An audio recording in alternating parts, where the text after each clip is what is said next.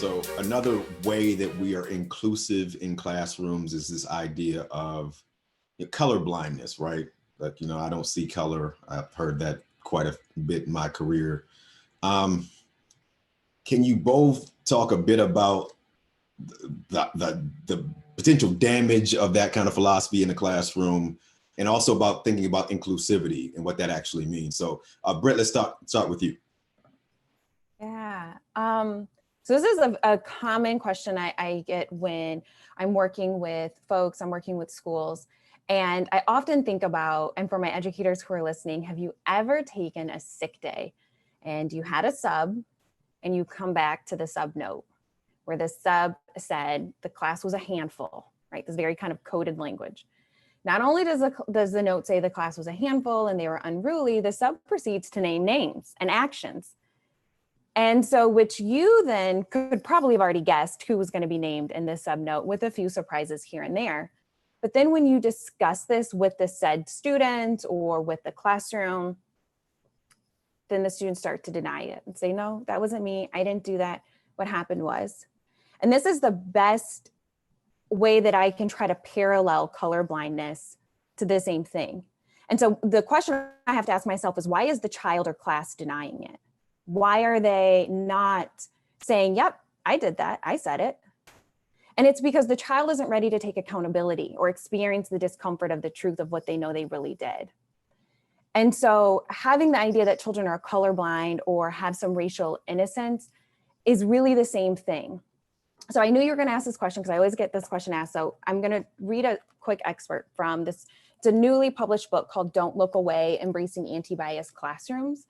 And I highly recommend it for my A-bar educators, where the authors say, addressing children's knowledge of race remains key to implementing anti-bias, anti-racist teaching practice.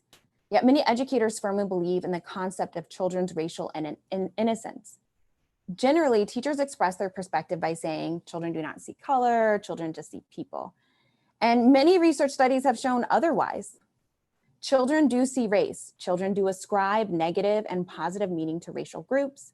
And white children in particular often use the beginning understandings of white privilege to wound and exclude. And so there's ample empirical evidence has shown that the preschool age range between 3 to 5 years old marks the onsets of all dimensions of children's racial identity development. This includes racial awareness, which is the recognition of skin color and hair texture. We know this happens usually around 2 years old. So therefore, when a child sees me, I do not present to a child as translucent or transparent. They in fact see me. And we also know at this preschool age that there's racial self-identification, that the child themselves are assigning a particular racial, they are self-ascribing, assigning a particular racial label to oneself, or identifying based on skin color. So children see color, and acknowledging that children see color, react to color, and draw conclusions based on color just means that you are an adult in a child's life that's ready to help them think about it, help them to discuss human differences, help them to discuss race and skin color in a healthy way.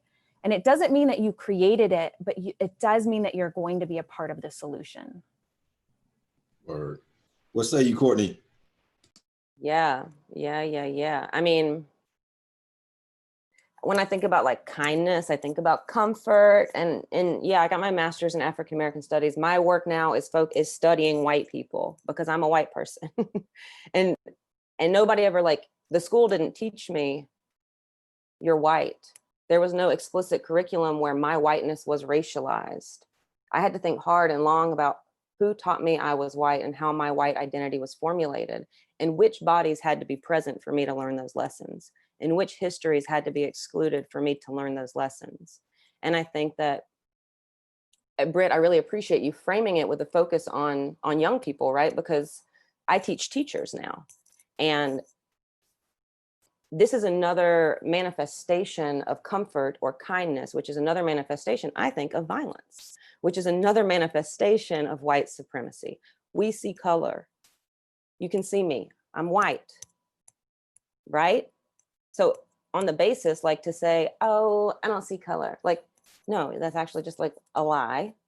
But also, what does that mean that you're also not seeing? Right? Like, what histories are you then erasing?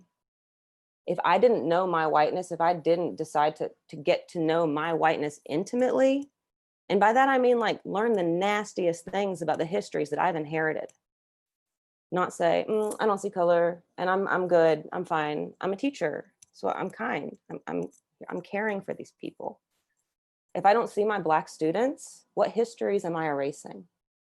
If I don't see my Latina students, my Latino students, my Chicana students, what histories am I erasing?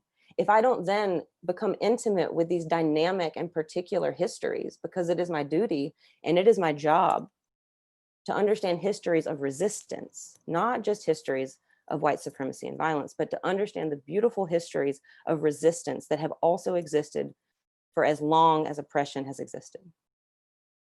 And so if I want to be a caring educator, to go back to this idea of kindness and comfort, and I say, I don't see color, there's literally no way that I can care for my students in an ethical and responsible way. There is no way I can be about justice if I lean deeply into this willful ignorance, if I turn away from seeing my students as they are. And there are thousands of examples, and there are lots of bodies of work about this idea of colorblindness, of what is called disconscious racism in the classroom, of passive racism in the classroom. We have so many tricks to not call systemic, historic racism what it is. We have learned every way to continually and perpetually turn away from the realities that this is still perpetuating today. There's so much work to be found, and as an educator, it is your responsibility and your duty to seek it out.